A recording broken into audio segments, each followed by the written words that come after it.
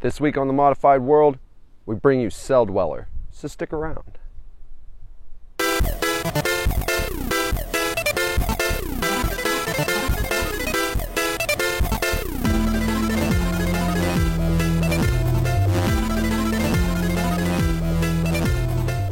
So Clayton from Celldweller stopped by the shop the other day. He's a really nice guy, and it was a real kick to have him in there. He hadn't gotten any new jewelry or anything done in quite a while, and wanted to kind of change it up a little bit. See, that's something we find too, is a lot of people don't necessarily want to get something pierced, but that's part of the beauty of piercing, is it's kind of like a tattoo that you get to change, and you can completely update your look. So we set him up with the black spinel and gold bling disc that we made in the basement, and along with a nice hybrid between the Anatometal niobium circular barbell shafts and the industrial strength prong set onyx threaded ends. Some beautiful stuff. How old were you when you got your first piercing? It's probably somewhere around 17 or 18. Right on. What was it? Nose. Not septum, but nostril. And what it was is, I'm a broke New Yorker, a New York kid. I really wanted a piercing badly. And so someone knew someone who knew someone, that kind of situation. This guy wanted to learn how to pierce. So he's like, come up to my kitchen. I'll make it happen. So I went up to some dude's apartment that, was referred to me. And this guy just basically shoved a sharp needle through my nose. And I started crying, not because I was sad, but because involuntary reflex. But, he actually did a pretty good job. Could have been worse. I actually held on to that one until I only took that out about a year ago. You had asked about just kind of weird situations as far as my piercings are concerned. Years ago, while touring, trying to remember where we were, somewhere in the Midwest, and this I think he was an ex-gangbanger was kind of doing the same thing. He was kind of piercing out of his house, and he was like, "Man, I love your band, I love your music. I'd love to give you some piercings." He's like, "Just throw me a couple of T-shirts and I'll pierce you." And I was like, "Hell yeah, great! It's going to cost me just a couple of T-shirts to get free piercings." Well, he went up and he had done this conch thing on me, and it hurt really bad. But I was like, "Cool, that's the price you got to pay. Whatever." It was great. Looked all right. My brother, who was on my crew at the time, was part of the whole deal. So he's like, "Yeah, I want to get my nipple done." So this guy went in the side and came out the head of his nipple.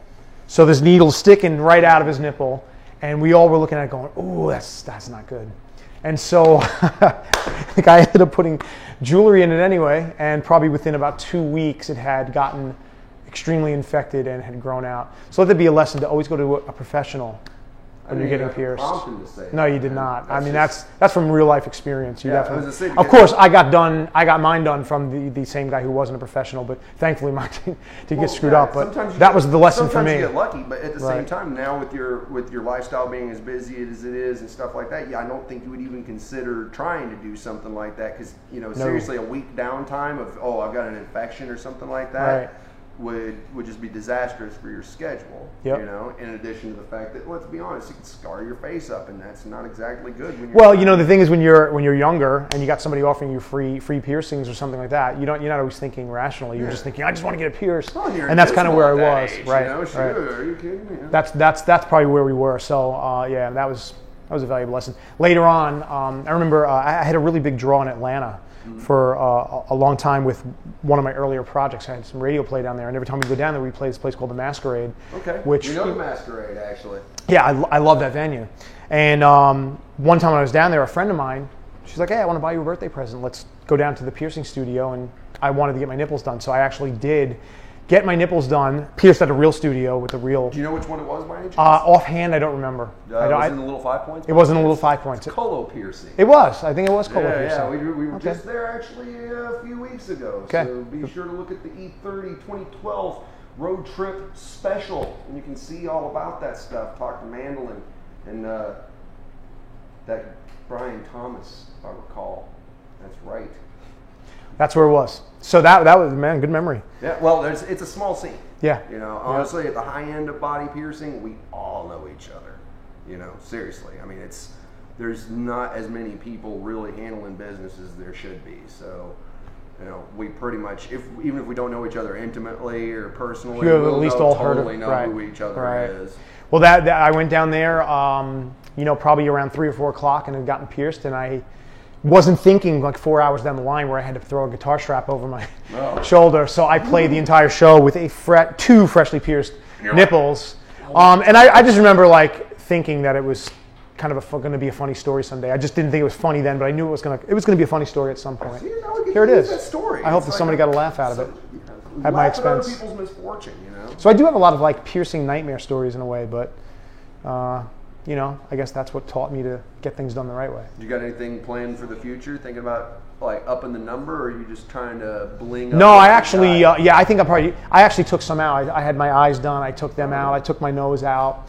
I mean, it's just it's like anything else. You just kind of like one day I'll just look at it and be like, I'm done. And if I had been more proactive about changing out jewelry, it might have kept my attention a little more. But it was, I just spend most of my time working. So really, if somebody doesn't remind me to eat, I probably wouldn't do that either. Right? You get into it, and your schedule is a lot like mine, where it's like you sleep 4 hours a night and just work all the time. Yeah, I mean, even when I'm sleeping, I'm up early and I'm to bed late because I'm sitting there generally with my iPad and I'm typing out ideas or I'm researching something, and then I wake up nice and early with fresh thoughts, and then I've got to type them out. You can hurry up and get on it and stuff like that. But you know what? As you can relate to, I'm sure that when you love your job, it's not really work. It's not work. It's just it's exciting. So you have been working a lot here lately, though. I mean, it's like I've been I subscribed to you on YouTube and stuff. I saw like the video or the I almost said video game, incorrect. The little comic book thing that you did the soundtrack for. Oh yeah, the Bane of Yodo. Yeah. Right, which is we actually fixed, which is my company, FIXT. Oh, okay. We published the book, the Bane of Yodo book, and we have there's a Bane of Yodo app that I have music in, and that same company, Leviathan, who they're a video game developer, just created a free Celldweller 3D app. If you search it it's iOS only. Just look down in the description down below, baby. We got the link for you. Right down there. Yeah.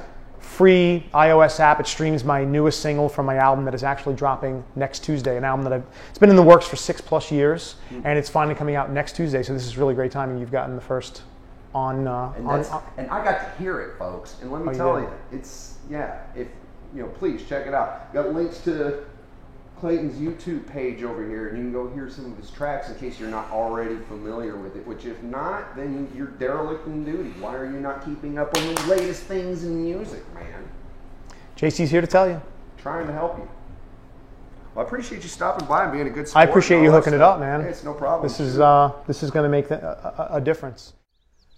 So that was our show this week, and we hope you enjoyed it.